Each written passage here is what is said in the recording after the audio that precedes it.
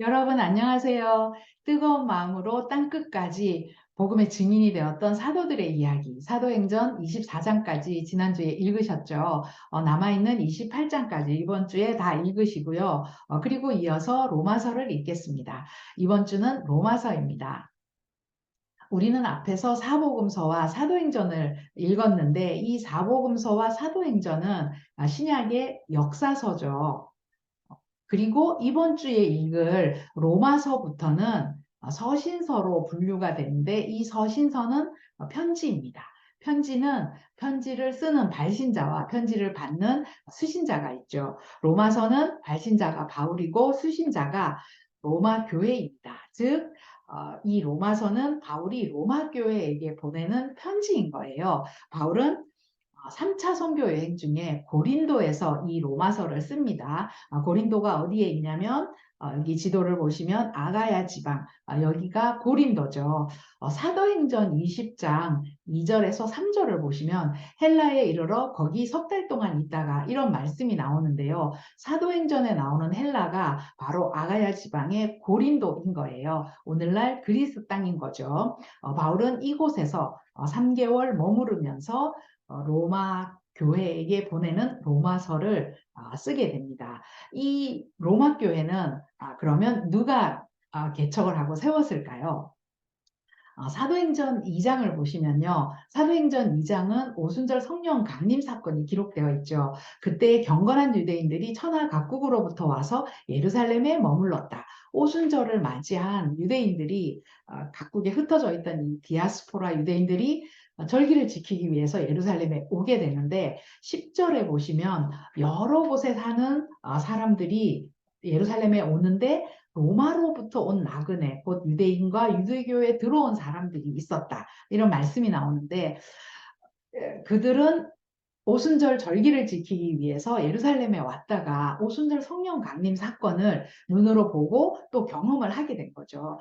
그랬던 그들, 그 경건한 유대인들이 자신들이 살던 로마로 돌아가서 세웠던 교회가 바로 로마 교회다라고 보고 있습니다. 그래서 로마 교회는 경건한 유대인에 의해서 세워졌다라는 거죠. 바울이 이 로마 교회에게 로마서를 쓸 때는 아직 한 번도 로마 교회에 가보지 않았을 때입니다. 그런데 한 번도 가보지 않은 이 로마 교회에 바울이 편지를 쓰는 이유가 있겠죠.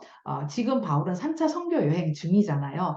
바울은 3차 선교 여행에 목적이 있었습니다. 그 첫 번째는 수리아 안디옥에서 출발해서 아시아에 있는 에베소의 교회를 개척하는 거고요. 이 에베소의 교회를 개척하고 난 다음에 두 번째는 1차, 2차, 3차 선교 여행 중에 세웠던 교회들에게서 헌금을 거두어서 그 헌금을 예루살렘 모교회에 전달을 해주는 것. 그리고 그 헌금을 전달한 다음에 그 이후에 바울은 로마를 방문하려고 하는 그런 계획을 가지고 있었던 거예요. 그래서 이 로마서의 기록 목적은 내가 로마 교회로 방문할 계획이 있다. 그걸 알리기 위해서 로마서를 쓰게 되는 거죠. 이게 첫 번째 목적인데 바울은 사실 예루살렘에 헌금을 전달하고 난 다음에 서바나라는 곳에 선교를 하려고 하는 그런 계획을 가지고 있었습니다. 자, 이 서바나가 나온 지도를 보시면 여기가 서바나인데요. 오늘날 스페인 땅입니다. 바울 당시에 땅 끝으로 불리던 곳인데요. 바울은 현재 고린도에서 지금 로마서를 쓰고 있는 거죠. 고린도에서 편지를 써서 로마에 먼저 보내놓고 로마 교회에 보내놓고 그리고 바울은 예루살렘에 헌금을 전달을 하는 겁니다. 그리고 그 이후에 이제 서바나로 갈 건데 서바나로 가는 길에 로마가 중간에 있는 거예요. 그러니까 이 로마가 중간 지점이어서 가는 길에 로마 교회를 들리겠다라고 합니다. 그래서 1장 15절에 보면 나는 할 수 있는 대로 로마에 있는 너희에게도 복음 전하기를 원하노라. 원래 목표는 서바나로 가는 건데 가는 길에 로마에 있는 너희에게도 복음 전하기를 원한다. 이렇게 이야기하고 있고 그리고 15장 23절에 보면 이제는 이 지방에 일할 곳이 없고 여러 해 전부터 언제든지 서바나로 갈 때에 너희에게 가기를 바라고 있었다. 서바나로 갈 계획이 있었고 그 길에 로마 교회도 방문할 계획이 있다. 지금 그 이야기를 하고 있는 거죠. 그리고 15장 23절에서 바울은 이제는 이 지방에서 일할 곳이 없다. 이렇게 이야기를 하고 있는데요. 여기서 말하는 이 지방은 바울이 그동안 1차, 2차, 3차 선교 여행을 다녔던 이 지방을 이야기합니다. 이 지방을 헬라어권이라고 하는데요. 바울은 이곳에서 이제 1차, 2차, 3차 선교 여행을 했고 이제 이 지방에서 할 일이 없다는 거는 이 지방에 복음을 다 전했다는 거예요. 그래서 그 다음으로 서바나 로마가 속해 있는 이 라틴어권 이곳에 복음을 전할 것인데 그런데 바울이 헬라어권에서 복음을 전할 때 바울의 선교의 거점이 되었던 교회가 수리아 안디옥 교회였죠. 이 수리아 안디옥 교회에서 바울을 파송도 하고 수리아 안디옥에서 1차, 2차, 3차 선교 여행을 떠나면서 이방 땅으로 복음을 전하고 그렇게 했던 거잖아요. 이 수리아 안디옥 교회가 했던 것처럼 이 라틴어권에서 내가 선교를 할 때 로마 교회 너희가 수리아 안디옥 교회가 담당했던 그 역할을 해주었으면 좋겠다.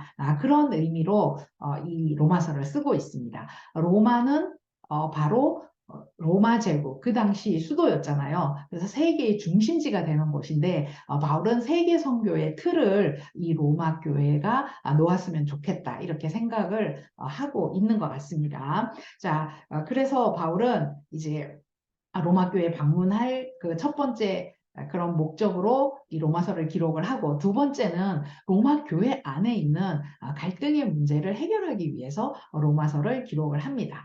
자, 로마 교회는 로마라는 이방 땅에 세워진 교회죠. 이 교회 안에 유대인 그리스도인고 유대인 그리스도인도 있고 이방인 그리스도인도 있는데요. 이 둘 간에 갈등이 있었던 거예요. 점점 이방인 그리스도인들이 교회 안으로 많이 들어오면서 숫자가 많아지고 교회의 주도권을 잡게 되면서 이제 갈등이 생기기 시작했는데 바울이 로마서를 기록한 연대가 57년입니다. 그런데 8년 전인 49년에 글라우디오라는 황제가 칙령을 하나 내리는데요. 그 칙령의 내용이 바로 모든 유대인들은 로마에서 떠나라. 유대인 추방 명령을 내리는 겁니다. 그래서 유대인들은 다 로마를 떠날 수밖에 없었죠. 그런데 5년 후 54년에 이 글라우디오 황제가 죽게 됩니다. 이 황제의 죽음으로 인해서 칙령이 효력을 잃게 되고 로마를 떠났던 유대인들이 다시 로마로 돌아오게 되죠. 그렇지만 여전히 유대인들의 숫자는 소수였고요. 로마 교회 안에도 유대인 그리스도인들의 숫자는 적고 교회 안에 여전히 유대인 그리스도인과 이방인 그리스도인 간에 갈등이 남아 있었던 겁니다.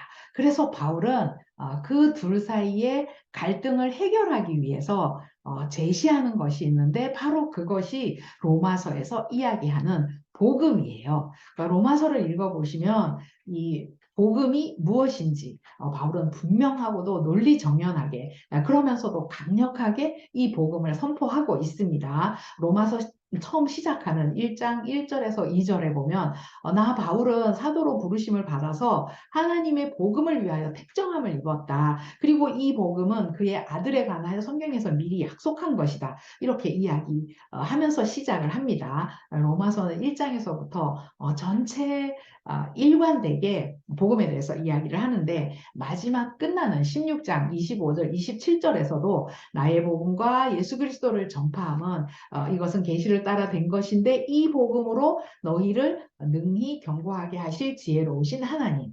끝날 때에도 이 복음 이야기를 하고 있습니다. 예수 그리스도가 복음이다. 예수 그리스도가 의다라고 로마서에서는 처음부터 끝까지 그렇게 선언을 하고 있습니다. 다시 로마서 1장 1절 2절에 가면 바울은 자기 자신을 소개하면서 나는 사도로 부르심을 받았는데 하나님의 복음을 위하여 택정함을 입었다. 자기 자신의 정체성을 복음의 사도다라고 이렇게 이야기하고 있죠. 바울은 사실 그동안 1차, 2차, 3차 선교 여행을 통해서 교회들을 세우면서도 그러니까 복음을 통해서 교회들을 세웠고 지금 또 로마 교회 안에 이런 갈등의 문제들을 해결하고자 하는데도 복음을 통해서 하려고 하고 있죠.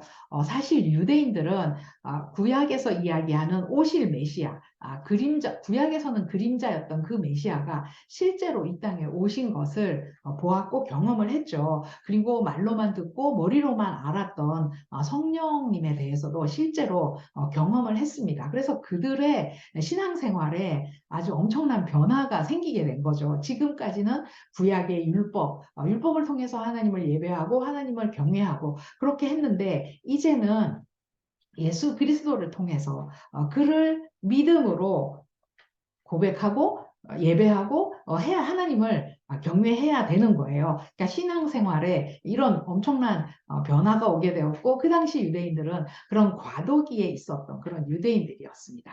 그래서 로마 교회 안에 있는 이 유대인들도 이게 혼란스러웠던 거죠. 그런 로마 교회 안에 그리스도인들에게 바울은 복음의 기초를 든든히 세워주려고 이 로마서 안에서 계속 복음을 이야기하는데요. 이 복음은 하나님이 선지자들을 통하여 그의 아들에 관하여 성경에 미리 약속하신 것이다. 이렇게 이야기하면서 그러니까 바울은 복음을 설명하는데 하나님의 아들에 관한 것, 바로 예수 그리스도가 복음이다. 그리고 이 예수 그리스도 복음 안에는 생명이 있고 구체적으로 죄인들을 의롭게 한다. 이 복음 안에는 하나님께서 계획하신 의가 담겨 있다. 근데 그 의의 근원이 바로 예수 그리스도다. 이런 내용들을 설명을 하고 있는 거죠. 바울은 계속 예수 그리스도를 믿음으로 의롭게 된다 이런 이야기를 하는데 믿음으로 믿음에 이르게 되고 믿음으로 말미암아 살게 되고 예수 그리스도를 믿음으로 하나님의 의에 미치게 된다 이런 이야기들을 하는데 믿음으로 의롭게 된다 이 말을 한문으로 이신칭의라고 하죠. 믿음으로써 의롭다고 칭함을 받는다라고 하는데요. 이 칭의 거룩하게 되는 것, 의롭게 되는 것, 이것은 오직 믿음으로만 된다. 하나님과 올바른 관계에 의해서 가능하게 된다는 걸 바울은 로마서에서 강력하게 선포를 하고 있습니다. 그래서 이 이신칭의를 바울의 복음이라고 하죠. 바울의 복음을 이신칭의의 복음이다. 이렇게 이야기합니다.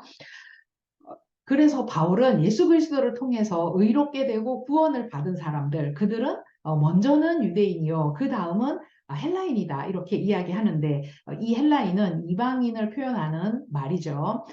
유대인에게요, 헬라인에게로다. 이런 표현은 로마서에 여러 번 나옵니다.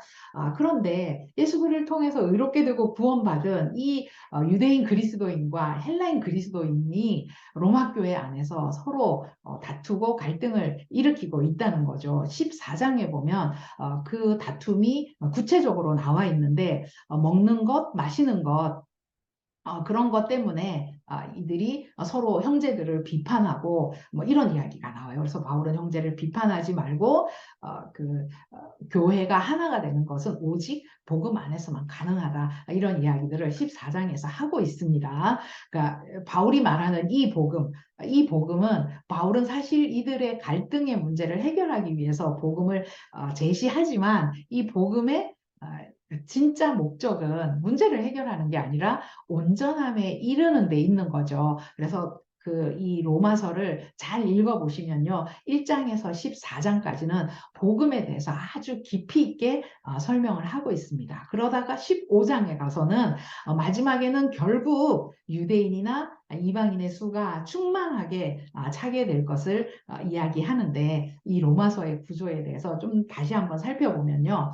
바울은 앞부분에 이방인의 죄를 먼저 언급을 합니다. 하나님을 모르는 이방인들의 죄를 이야기하는데 이방인의 죄를 이야기하고 그렇다면 그 하나님께 선택을 받았던 유대인들은 죄가 없느냐? 유대인들도 죄인이다. 이방인도 죄인이요, 유대인도 죄인이요. 그러니까 모두 다 죄인이다. 의인은 없나니 하나도 없다. 이런 이야기를 하고 있습니다. 그래서 모든 사람에게, 이방인에게나 유대인에게나 모든 사람에게 이 복음이 필요하다. 그 이야기를 1장에서부터 11장까지 하고 있습니다. 1장에서 11장까지 읽어보시면 믿음이라든가 의라든가 부활이라든가 또 구원 이런 거에 대해서 아주 자세하게 설명을 하고 있는데요. 그러니까 믿음으로 이렇게 의롭게 되면 의롭게 되고 이제 그러면 죄와 율법으로부터 해방이 되는 거죠.